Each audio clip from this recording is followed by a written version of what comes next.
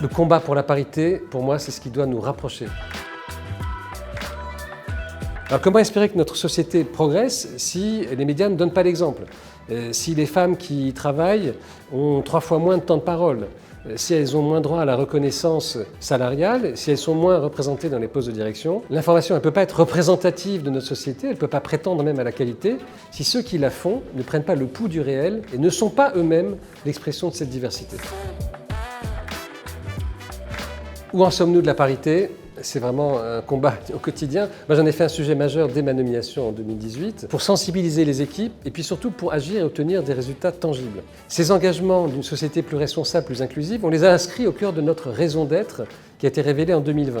On ne pouvait pas avancer en réalité sans associer toutes les parties prenantes de l'entreprise, donc le management, les rédactions, les élus, les collectifs de femmes et sans signer des accords avec des objectifs concrets. En février 2019, on a signé la charte de l'égalité aux Échos et puis en avril 2020, on a signé une charte de l'égalité aux Parisiens.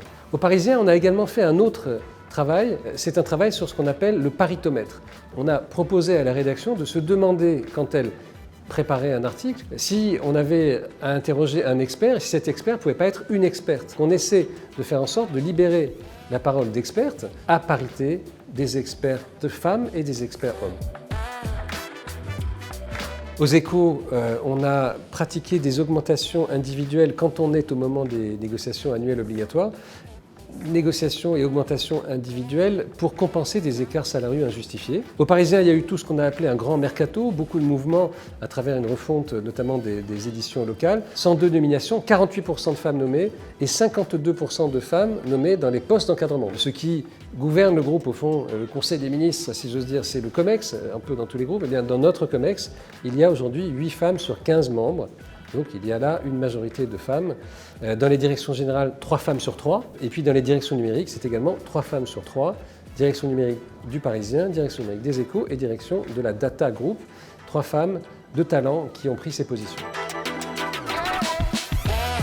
C'est un combat de tous les jours.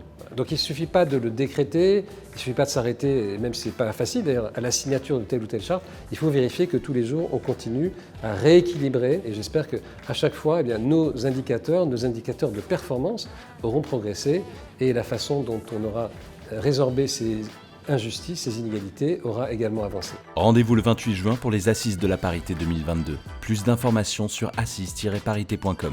#Assises de la parité 2022.